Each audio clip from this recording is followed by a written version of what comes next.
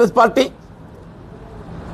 నువ్వు BRS party మీద ఏదైతున్నదో శాపనార్థాలు పెడుతుంటే, నువ్వు బీఆర్ఎస్ పార్టీ మీద శాపనార్థాలు పెడుతుంటే ఏమనుకోవాలి? నువ్వు బీఆర్ఎస్ పార్టీ శాపనార్థాలు పెట్టకు తల్లి. రాష్ట్రంలో అధికారంలో ఉన్నది రేవంత్ రెడ్డి గారు. ఈ రాష్ట్రానికి ఏదైతుందో అది నిజంగా మంచి చేస్తే సంతోషపడదుమే. నిజంగా మంచి చేస్తామని చెప్పి మంచి చేస్తూ ఒక రెండు చెప్తారు. మహాలక్ష్మి పాపం ఆర్టీసీ కార్మికులైతే శంకర్ గౌడ్ బలైపోయిండే. ఆ నిధులు సక్రమంగా ఇచ్చి ఉండున్నట్టయితే ఆర్టీసీ కార్మికులు ఉద్యమించేది కాదు, శంకర్ గౌడ్ బలయ్యేది కాదు. ఉచిత విద్యుత్ ఆర్టీసీ రోడ్ ఎక్కిండ్రు. ఇక నేను ఉన్నదేందే, ఇక నేను ఉన్నదేంది అంటున్నా. ఫీజు రియంబర్స్మెంట్ 10,000 కోట్లు కోర్టు మొట్టిగా లేచింది ఫీజు రియంబర్స్మెంట్ సంబంధించి. ఇవాళ బలహీన వర్గాల 40% రిజర్వేషన్ అట్టే వేయింది. అది వేయింది, నేను నామినేషన్కి వచ్చింది. ఇప్పుడు కేవలం సింగిల్ విండో నామినేషన్ చెప్పి నిన్న క్యాబినెట్ నిర్ణయం అయిందంట, ఏదో చర్చ అయిందంట. మరి స్థానిక సంస్థలు కూడా నామినేట్ చేస్తా అంటాడు. ఇది కూడా తెలియదు, కథ తెలియదు ఎవరికైనా. నువ్వు నిన్నటి దాకా ఏం నడిచింది? సింగిల్ విండో నామినేషన్ అని చెప్పి చర్చ అయిందా? ఇంకా దాన్ని ఏమైనా కానూన్ దొరుకుతో చూస్తారు. స్థానిక సంస్థలు కూడా ఎన్నికలు పోకుంటే నామినేట్ చేయవచ్చా?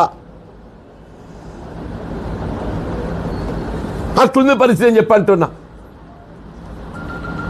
దాన్ని అడ్డుకునే ప్రయత్నం చేద్దామమ్మా అంటున్నా నేను. కేసీఆర్ గారి ఉద్యమ స్ఫూర్తితోనే ఇవాళ మీరు నాయకురాలిగా ఎదిగొచ్చిండ్రు. కేసీఆర్ గారి ఉద్యమ స్ఫూర్తితోనే ఏదైతుందో మీరు నాయకురాలిగా ఎదిగొచ్చిండ్రు. మరి ఈ స్థాయి వచ్చిందంటే అది కేవలం కేసీఆర్ గారి యొక్క ఉద్యమ స్ఫూర్తి అంటున్నాను. దాన్ని కేసీఆర్ గారు మరింత గొప్ప నాయకుడు నిలబెట్టే విధంగా ప్రయత్నం చేద్దాం. కేసీఆర్ గారు మరింత గొప్ప నాయకుడు నిలబెట్టే ప్రయత్నం చేద్దామని చెప్పంటున్నాను.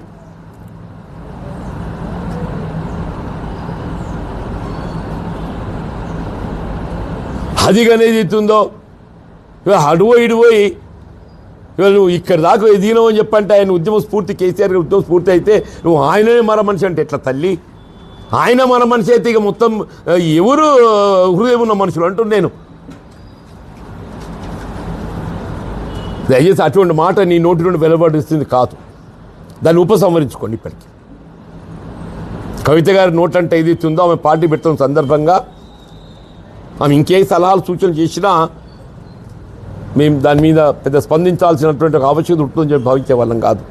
కానీ అంత పెద్ద ఆయన పట్టుకొని ఏదైతుందో తెలంగాణ ఉద్యమ నాయకుడు, తెలంగాణ రాష్ట్ర ఏర్పాటు స్ఫూర్తి దాత, 2 పర్యాలు రాష్ట్రాన్ని ఏదైతుందో దేశంలోనే కాదు అంతర్జాతీయ స్థాయిలో నిలబెట్టినటువంటి ఒక గొప్ప నాయకుడిని పట్టుకొని ఇలా మరమనిషిగా పేర్కొనడం అంటే నిజం కూడా దాన్ని మరి జీర్ణించుకోలేకపోయి మీరు కవిత గారు మీరు ఆయన స్ఫూర్తిలో మీరు ముందుకు వచ్చిన నాయకురాలు కాబట్టి let might have slipped the tongue or లేకపోతే నిజంగా ఉద్దేశపూర్వకంగా అన్నారు, చెప్పలేము. అది కూడా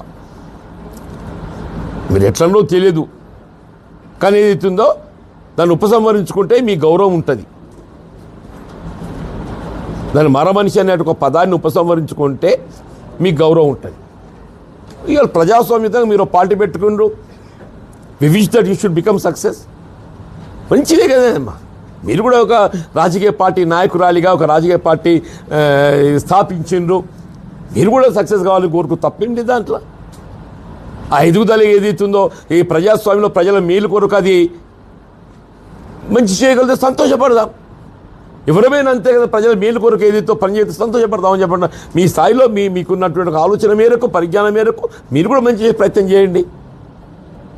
అంతేగాని ఏదైతుందో ఇటువంటి ఆ పెద్ద ఆయన గురించి పదం వాటం ఏది